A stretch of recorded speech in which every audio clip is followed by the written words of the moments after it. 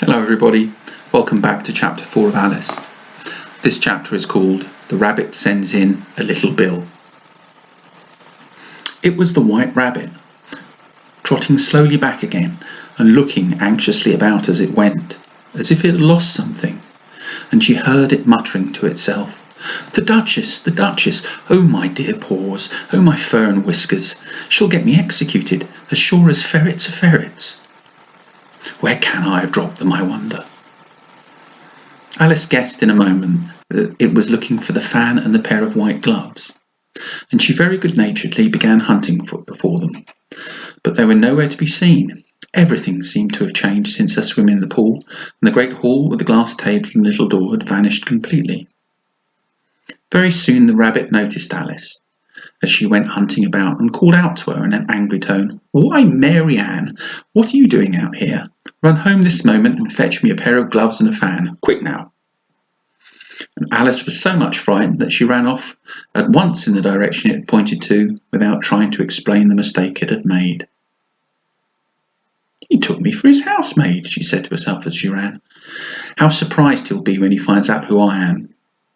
But I better take him his fan and gloves, that is, if I can find them." As she said this, she came on a neat little house. On the door was a brass plaque with the name W. Rabbit engraved on it. She went in without knocking and hurried upstairs, in great fear lest she should meet the real Mary Ann and be turned out of the house before she'd had a chance to find the fan and gloves. "How queer it seems," said Alice to herself, "to be going messages for a rabbit. I suppose Dina will be sending me messages next," and she began fancying the sort of thing that could happen. "Miss Alice, come here directly and be ready for your walk." "Coming in a minute, nurse, but I've got to see that the mouse doesn't get out." "Only I don't think," Alice went on, "that they'll let Dina stop in the house if it began ordering people around like that." By this time she had found a way into a tidy little room with a table in the window, and on it, as she had hoped, was a fan and 2 or 3 pairs of tiny white kid gloves. She took up the fan and a pair of gloves and was just going to leave the room when her eye fell on a little bottle near the looking glass. There was no label on it with the words "Drink me," but nevertheless she uncorked it and put it to her lips. "I know something interesting is sure to happen," she said to herself, "whenever I eat or drink anything. So I'll just see what this bottle does. I do hope it makes me grow large again, for I'm really quite tired of being such a tiny person." It did so indeed, and much sooner than she had expected. Before she had drunk half the bottle, she found her head pressing against the ceiling, and had to stoop to save her neck from being broken. She hastily put down the bottle, saying to herself, "Well, that's quite enough. I hope I shan't grow any more. As it is, I can't get out the door. I do wish I hadn't drunk quite so much." Alas, it was too late to wish that. She went on growing and growing, and very soon had to kneel down on the floor. In another minute there wasn't even room for this, and she tried the effect of lying down with one elbow against the door and the other arm curled around her head.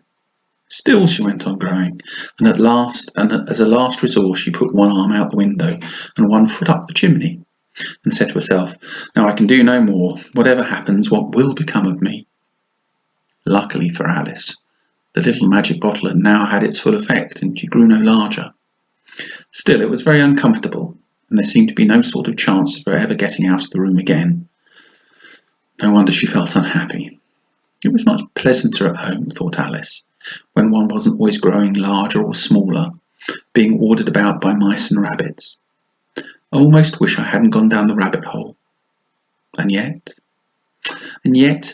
it's rather curious, this sort of life. I do wonder what can have happened to me. When I used to read fairy tales, I fancied this kind of thing never happened, and now here I am in the middle of one. There ought to be a book written about me, that there ought, and when I grow up I'll write one. But I'm grown up now, she added in a sorrowful tone. Well, at least there's no room to grow up any more. But then, thought Alice, I shall never get any older than I am now. That'll be a comfort one way, never to be an old woman. But then, always to have lessons to learn. Oh, I wouldn't like that. "Oh, foolish Alice," she answered herself. "How can one learn lessons in here? Well, there's hardly any room for you, and no room at all for any lesson books." And so she went on, first taking one side and then the other, and making quite a conversation of it altogether. But after a few minutes she heard a voice outside, and stopped to listen. "Mary Ann, Mary Ann," said the voice, "fetch me my gloves this moment." Then there came a pattering of little feet on the stairs. Alice knew it was the rabbit coming to look for her, and she trembled until she shook the house, quite forgetting she was about and now 1,000 times as large as the rabbit, and had no reason to be afraid of it. Presently the rabbit came up to the door and tried to open it, but as the door opened inwards and Alice's elbow was pressed hard against it, that attempt proved a failure. Alice heard it say, "Well, I'll go round and let myself in the window." "That you won't," thought Alice. And, after waiting till she fancied she heard the rabbit just under the window, she suddenly spread out her hand and made a snatch in the air. She did not get hold of anything, but she heard a little shriek and a fall and a crash of broken glass, from which she concluded that it was possible it had fallen into the cucumber frame or something of the sort. Next came an angry voice, the rabbit's. "Pat! Pat, where are you?" And then a voice she'd never heard before. "Sure I'm here, digging for apples, your honour." "Digging for apples, indeed," the rabbit said angrily. "Here, come and help me out of this." More sounds of broken glass. "Now tell me, Pat, what's that in a window?" "Sure, it's an arm, your honour." He pronounced it arm. "An arm, you goose? Who ever saw one that size? Why, it fills the whole window." "Sure it does, your honour, but it's an arm for all that." "Well, it's got no business here at any rate. Go and take it away." There was a long silence after this, and Alice could hear whispers now and again, such as, "Sure I don't like it, your honour, at all, and "Do as I tell you, you coward." At last she spread her hand out again and made another snatch in the air. This time there were 2 little shrieks and more sounds of broken glass. "What a number of cucumber frames that must be," thought Alice. "I wonder what they'll do next. As for pulling me out the window, I only wish they could. I'm sure I don't want to stay in here any longer." She waited for some time without hearing anything more. At last came the rumbling of tiny cartwheels, and the sound of a good many voices talking together. She made out the words, "Where's the other ladder?" "Why, I hadn't to bring one, and Bill's got the other. Bill, fetch it here, lad. Here, put 'em up at this corner. No, tie them together first. They don't reach half as high yet. Oh, they'll do well enough. Don't be particular. Here, Bill, get hold of this rope. Will the roof bear? Mind that loose slate. Oh, it's coming down. Heads below." Loud crash. "Now, who did that?" "It was Bill, I fancy." "Who's going to go down the chimney?" "No, I shan't. You do it."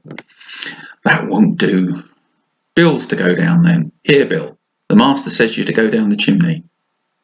"Oh, so Bill's got to come down the chimney, has he?" thought Alice to herself. Shy. They seem to put everything on Bill. I wouldn't want to be in Bill's place for a good deal. The fireplace is too narrow, to be sure, but I think I can kick it a little. She drew her foot as far down the chimney as she could and waited until she heard a little animal, she couldn't guess of what sort it was, scratching and scrambling around in the chimney above her. Saying to herself, "This is Bill," she gave one sharp kick and waited to see what happens next.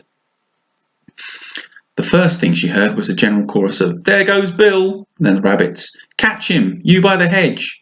Then silence. Then another confusion of voices. "Hold him up!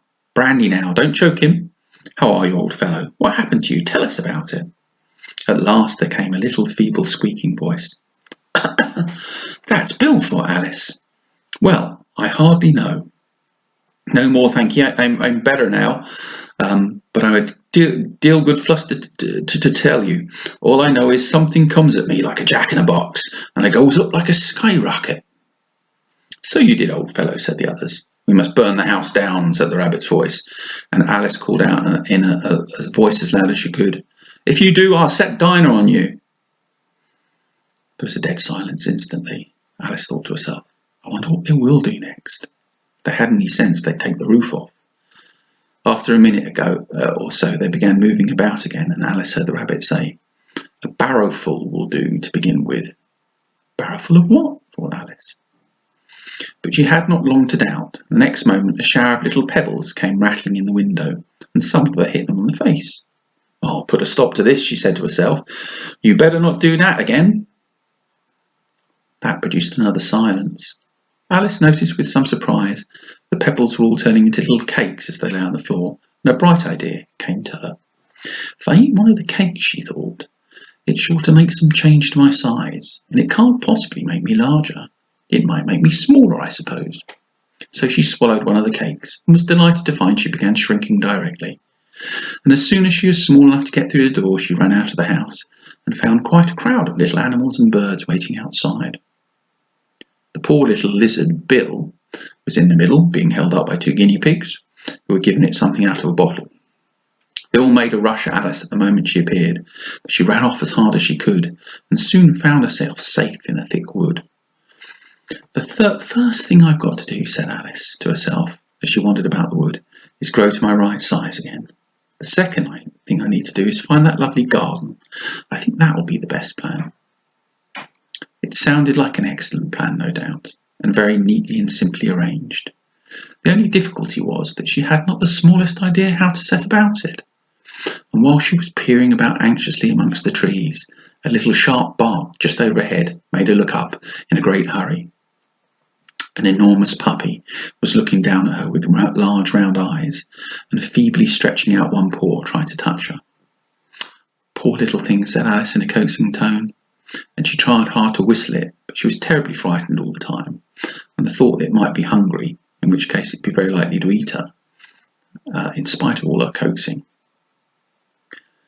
Hardly knowing what she did, she picked up a little bit of stick and held it to the puppy, whereupon the puppy jumped in the air, all of it off its feet at once with a yelp of delight, and rushed at the stick, and made believe to worry it. Then Alice dodged behind a great thistle to keep herself from being run over, and the moment she appeared on the other side, the puppy made another rush at the stick, and tumbled head over heels in its hurry to get hold of it. Then Alice, thinking it was very like having a game of play with a cart horse, and expecting every moment to trample on its feet, ran around the thistle again. Then the puppy began a series of short charges at the stick, running very little forwards each time and a long way back, and barking hoarsely all the while, till at last it sat down a good way off, panting, with its tongue hanging out of its mouth and its great eyes half shut.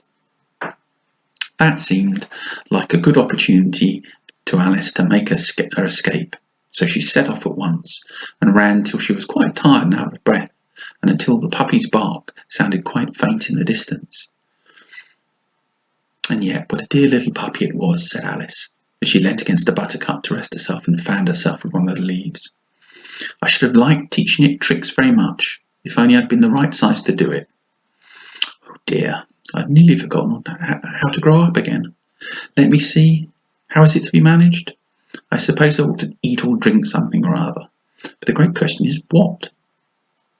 The great question certainly was what.